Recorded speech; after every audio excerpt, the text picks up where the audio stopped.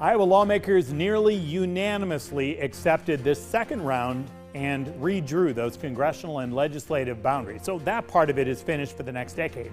Now lawmakers and potential candidates have to make those decisions about whether to run, whether they are willing to move to run, and try to figure out where their chances would be better to win here. But we're going to focus on this year's elections. COVID-19 masks and vaccines have piqued statewide interest in school board races like we rarely, if ever, have seen. We'll talk to an Iowan who's tried to guide the school boards through this drama. And we hear from a third-generation school board member. She's decided not to put her name on the ballot again this year. Find out her warning for candidates who try to make their race about just one issue. And the Iowa Congresswoman and military veteran. Hear why it is emotional for her to discuss the efforts to honor a fallen Iowa serviceman.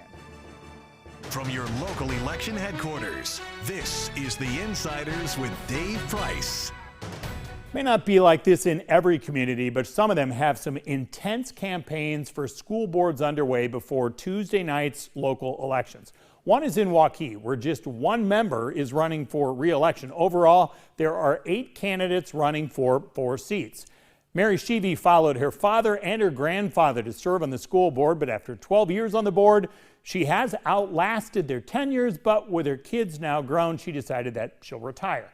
And while masks and mandates and vaccines have sparked both controversy and interest in what the school board does, she cautions candidates everywhere that they need to focus on more than just one issue if they really want to serve their community. You don't want to run for one issue or 2 issues.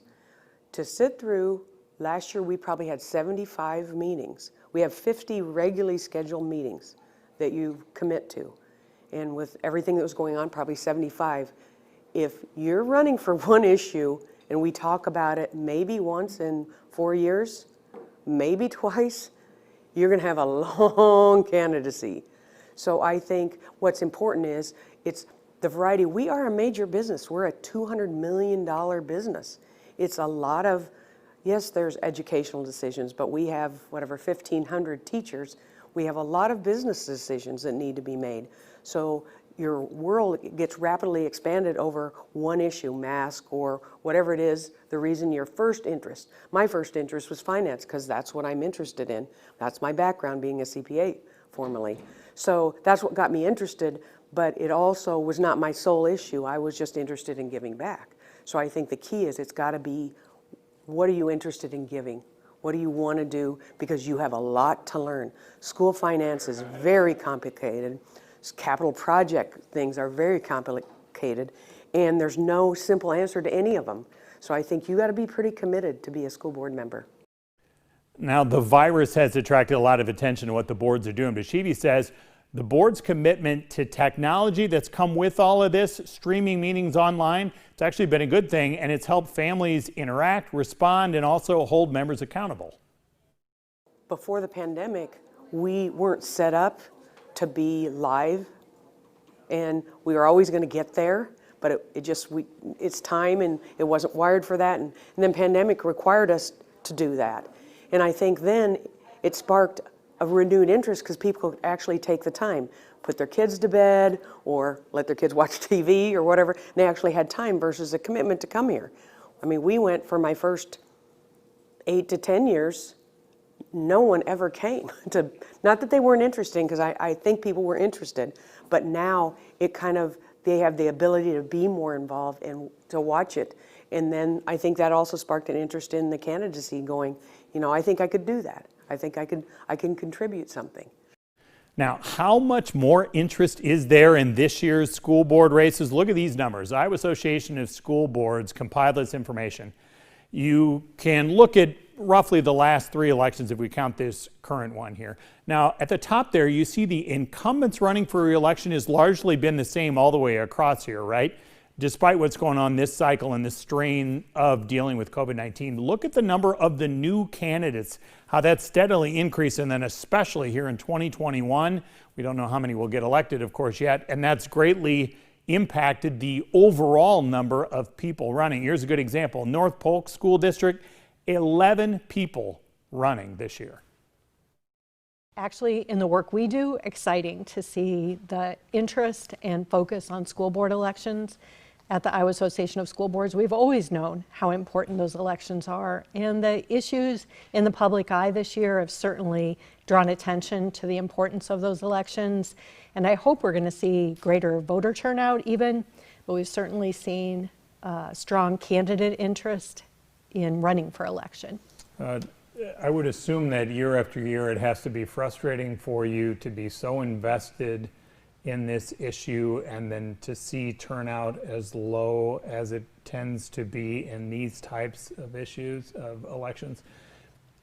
Is it all this time around? Is it the virus? Is that the driver? Whether we mask or don't mask or vaccinate or don't vaccinate, do you think that's entirely what's going on? You know, year after year, in a community where there's a controversial issue, candidacy will be higher, voter turnout will be higher. And we've seen that, I've seen that for 30 years doing this work. But this is the first time I've ever seen statewide controversial issues driving interest in school board races. And again, if it elevates in the public eye the importance of these elected positions, that's a good thing. I think for us, it's most important to remember it's never just one issue that a board deals with. School boards have a wide scope of responsibility, and as an effective school board member, you have to be about more than one issue. Although frequently, as seen, whether it's this issue or whatever, we see politicians kind of zero in on that one. Do you notice anything about more candidates overall coming out because of the mandates? Is that why they're specifically running? They don't want mandates about anything? Well, how we respond to the COVID-19 pandemic has been controversial, not just at the school board level, but in all sectors of society and state, federal.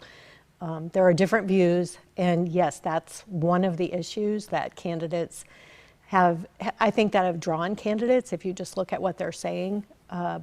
But I also hear candidates across our state talking about more than that. You mentioned that you've seen pockets of this increase in the number of candidates turning out over the years for a variety of reasons. A lot of times when it comes to smaller districts where you're talking about merging districts, is there anything that you can remember statewide that has been kind of a unifier like this, or is this truly unique? In my time in working for school boards, which started in 1992, this is the when first you were 12. time. Yeah, this is the first time I've seen this much interest in a variety of communities on similar issues, and it's not just in our state; it's nationwide that we're seeing an uptick in interest in school board races and school board meetings. You've devoted your entire life to this. When you watch video from some of these board meetings and you appreciate those who are passionate, how are you viewing those who have turned ugly during this, knowing what school board members do on a day-to-day basis? So I just have to emphasize the vast majority of Iowans going to school board meetings, even those who are passionate and get into a pretty heated debate, are civil and respectful of the volunteers that run for school boards. The Iowa Nice. In the occasional situation where you use the term ugly, a citizen has made statements that are threatening. I think school boards have handled it largely with grace, understanding that people do have passionate positions, and in a very rare circumstance, they've asked for support from local law enforcement. And that's so rare, but it has occurred in our state. And we have video of it this time around that probably years past we didn't have that. Let me ask you this, because of your background in this, when you're looking back home at your school board members and your candidates running, how do you quiz a member? Right now the obvious issue is about COVID, right? Because so many of them are talking about that, and you see that in their mailers and that. But the broader picture, how do you quiz a candidate? What do you ask that person? First, I like to go to a candidate forum where we can hear from all candidates. And then the kinds of questions that I like to know about is what's your perspective on what's most important about student learning in our school district right now? What are we trying to improve? Because the focus on improvement matters. It's how every school district in our state gets better. And then, do you have the time to commit to this? It's a time commitment, both to board meetings, attending school events, studying materials outside of board meetings. Third perspective I always want to know about is kind of fiscal issues. How are you viewing the current financial condition of the district, and what would be the goals in that area? It's a test of understanding, have they done their homework about what they're getting into as an elected official. Now she knows once they get elected here, they're going to have to find that the rules, the issues, the procedures they have to navigate, those things can be challenging. So for newly elected school board members, there are facts and laws you have to understand. How to operate under the open meetings law. What is school funding and how is it structured? What's the structure for school funding? And we offer training and support in those things.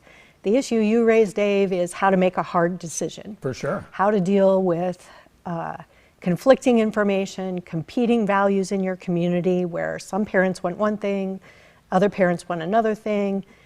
The general guidance we always give board members is you have to consider multiple factors in making any complicated decision. Certainly, community values, parent values are one important critical factor to consider. But what does the law say? What resources do you have? What's feasible to implement in your district? What recommendations are your staff making? And then in the end, in those complicated situations, you have to consider all the information and make your best judgment. You're not going to make everybody happy in those situations, but that's why they elected you, and then you have to stand by what you decided. And it was the best decision you could make at the time if you've really looked at all those factors. The virus aside, which is a big thing to push aside, but some parents have talked about one thing they appreciate is school boards doing their meetings, making it available through Zoom, so you can watch online in some capacity. Do you see districts committing to that, to where they going forward will allow both in-person and remote for those who cannot attend in person? School boards were leaning that way anyway with videos on YouTubes, but not every district had the capacity to do so. Right. And then certainly in the pandemic, when everybody was doing it, it was a leap forward. And yes, absolutely, I see school boards realizing that increased public knowledge and participation in the board meeting and wanting to continue it. Up next, why an Iowa Congresswoman joined the push to honor a Southwest Iowa man's sacrifice.